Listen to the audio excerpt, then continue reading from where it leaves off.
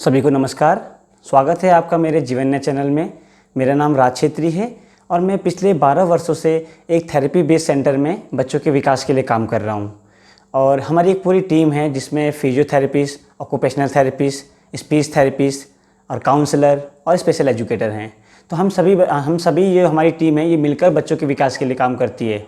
और बेसिकली हम उन बच्चों के साथ काम करते हैं जिनको डाउन सिंड्रोम है, सेरेब्रल पॉल्सी है, ऑटिज्म स्पेक्ट्रम डिसऑर्डर है और पढ़ने लिखने से संबंधित कोई स्पेसिफिक लर्निंग डिफ़िकल्टीज़ है। तो हम बेसिकली इन बच्चों के साथ ज़्यादा काम करते हैं, ठीक है।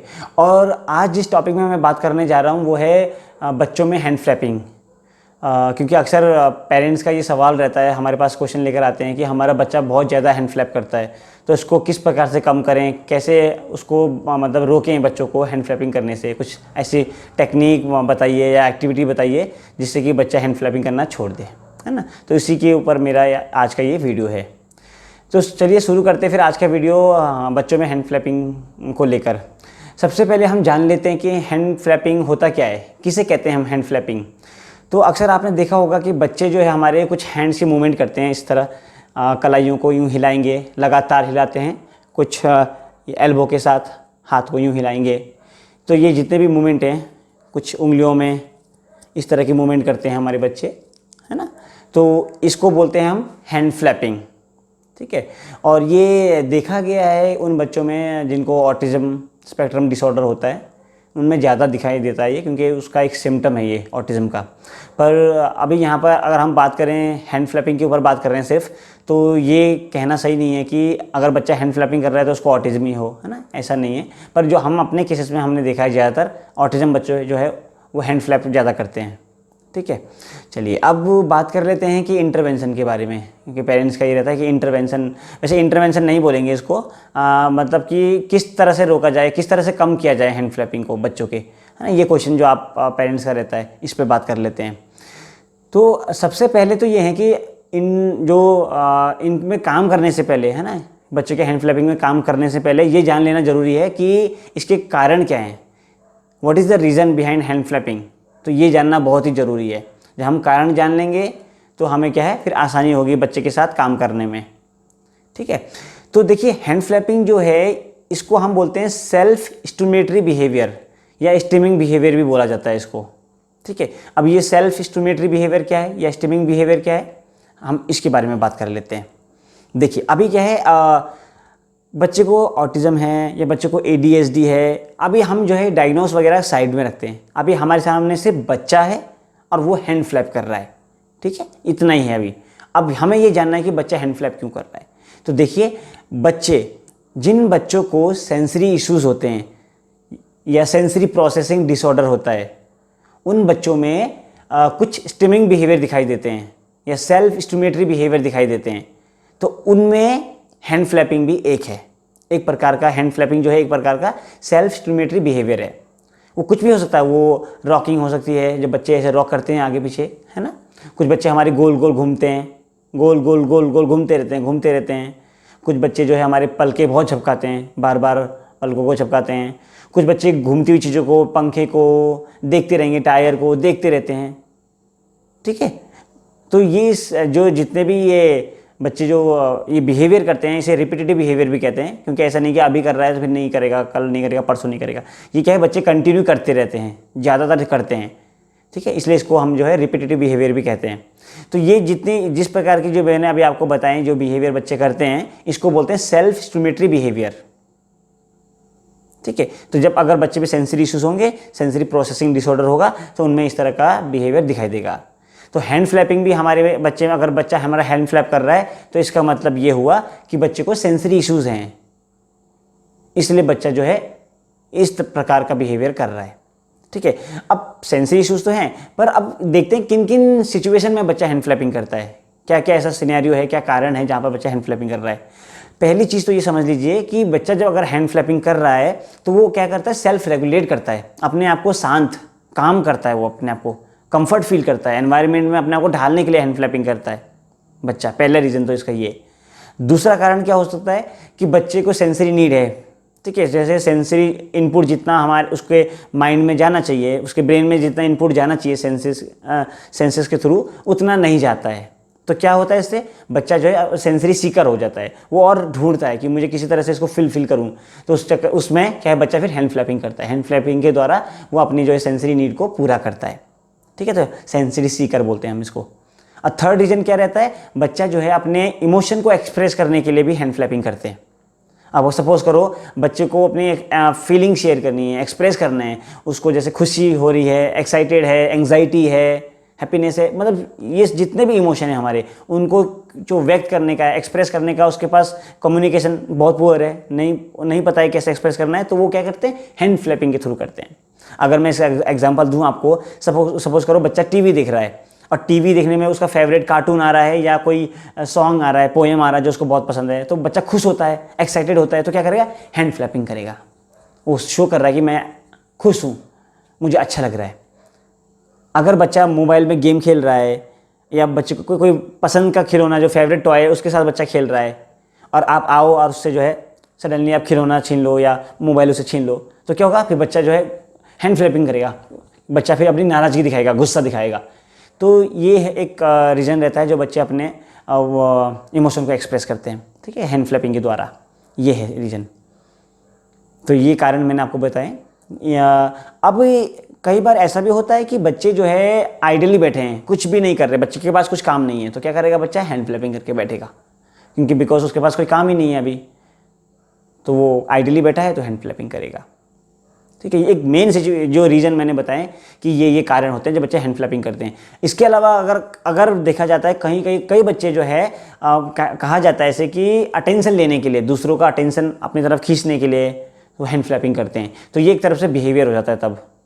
ठीक है, तो जब ये अटेंशन लेना है किसी का, कुछ वो चाहता है कि मम्मी मेरी तरफ देखे, पापा मेरी तरफ देखे, टीचर मेरी तरफ देखें, तो मैं अगर इस तरह से कुछ करूँगा तो वो मेरी तरफ ध्यान देंगे। ठीक है, एक पर इस बारे में हम अभी इस बारे में हम बात नहीं कर रहे, बिहेवियर के ऊपर बात नहीं कर रहे, हम सिर्फ अभी सेंसरी इश्यूज़ के बारे में बात कर रहे हैं, जो उसके इमोशन एक्सप्रेस नहीं कर पा रहा उसके बारे में बात कर रहे हैं।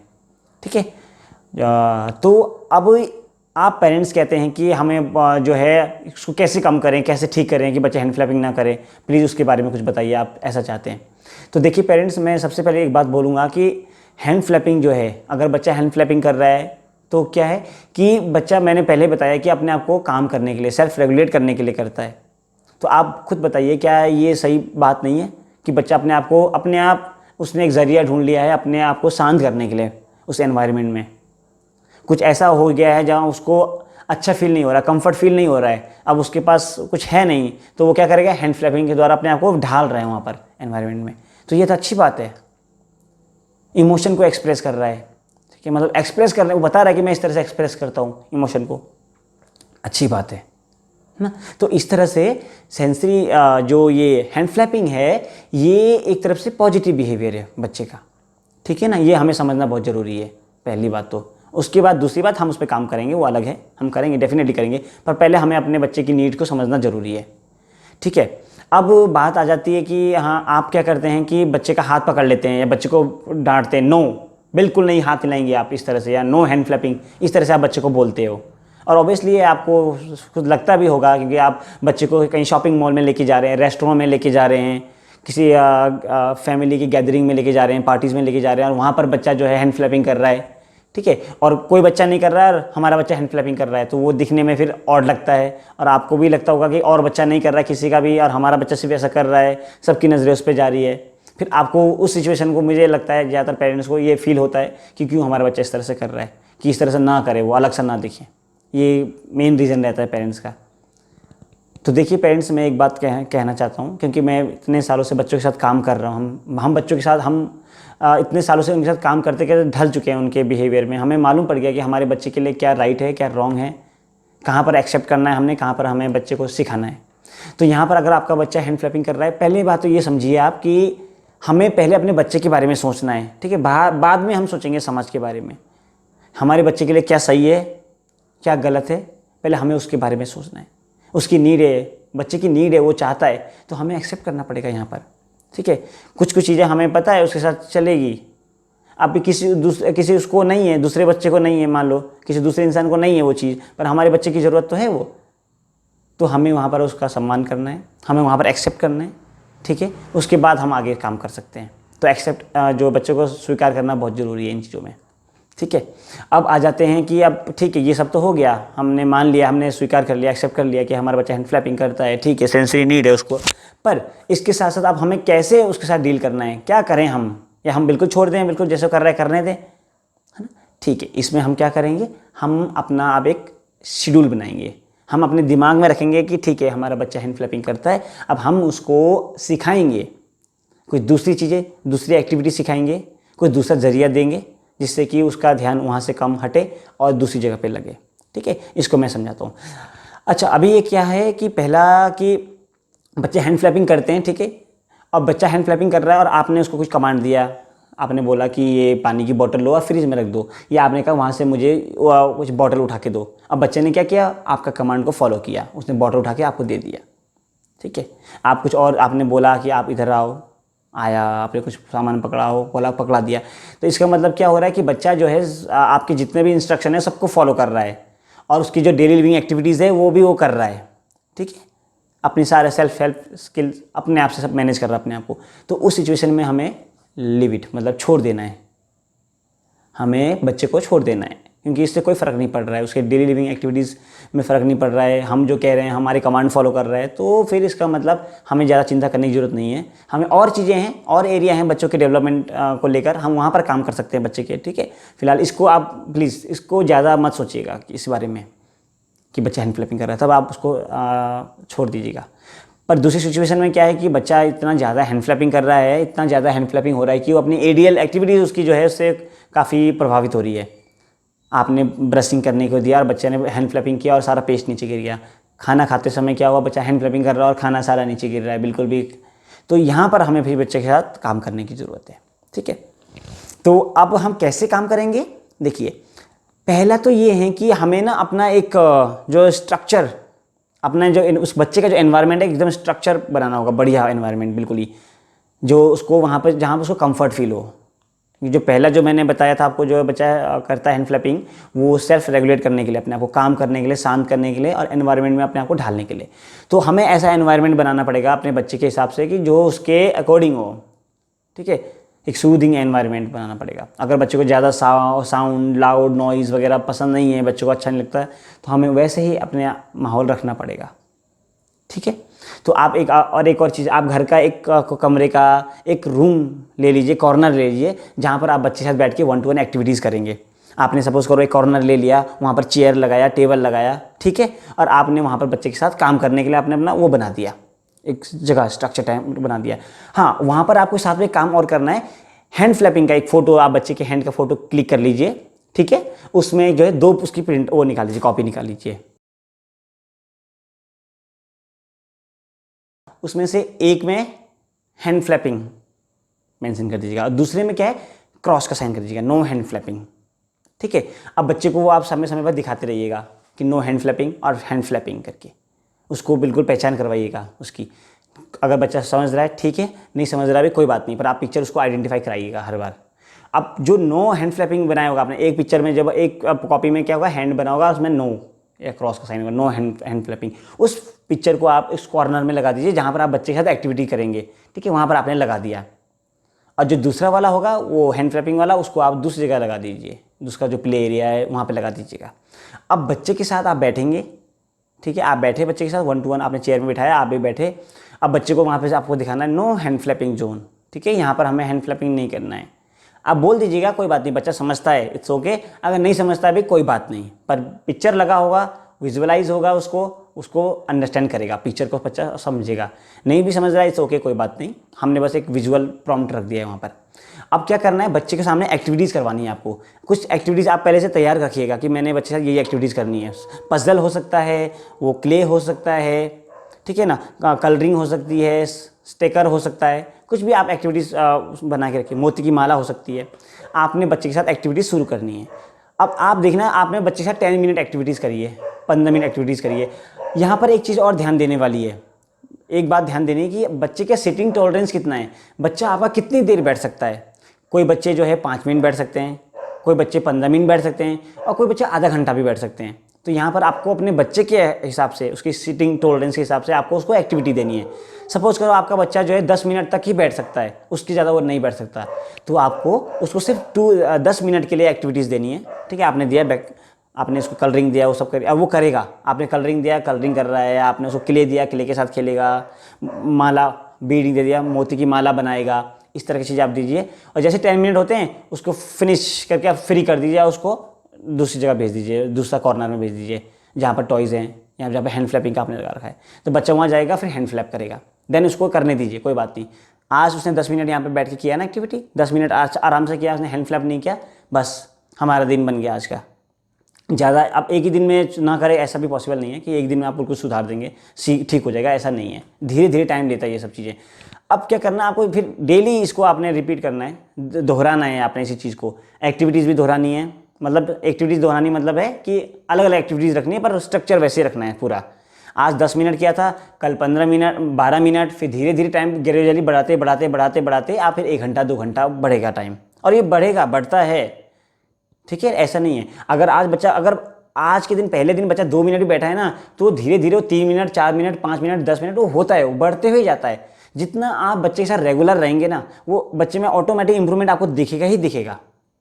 ठीक है, और एक समय ऐसा आएगा जब आप देखेंगे कि हाँ बच्चा जो है जो बच्चा डेली हैंड फ्लैपिंग कर रहा था, हम हर समय कर रहा था, वो 1 घंटे 2 घंटे के लिए बिल्कुल भी नहीं करेगा, 2 घंटे बंद कर देगा, 3 घंटे बंद कर देगा, ऐसा भी हो सकता है। फिर आप भी अपना उसका टाइम बढ़ाते रहना है, स्ट्रक्चर टाइम जो आपने 10 मिनट लिया था 15 मिनट होगा, 1 घंटा 2 घंटा।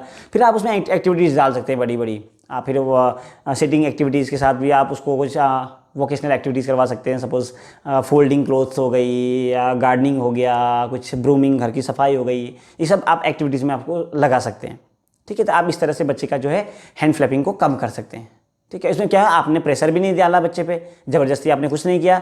क्या बच्चों को बस आपने उसको वो कर दिया है, मतलब उसका ध्यान डाइवर्ट कर दिया है एक्टिविटीज़ में, और बच्चे को भी पता नहीं चलेगा। बच्चा भी फिर धीरे धीरे, इससे क्या 2 फायदे होंगे। पहला चीज़ तो बच्चा एक्टिविटीज़ करना सीखेगा, नई नई एक्टिविटीज़ सीखेगा, उसका ध्यान अटेंशन बढ़ेगा, और दूसरा जो है उसका हैंड फ्लैपिंग भी कम होगा।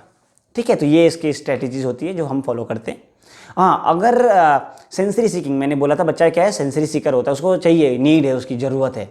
तो हमें क्या करना है एज अ पेरेंट्स, हमें जो है बच्चे की जो जिस नीड की वो तलाश कर रहा है, जिसको वो चाहिए, वो हम उसको प्रोवाइड कराएंगे, हम उसको देंगे।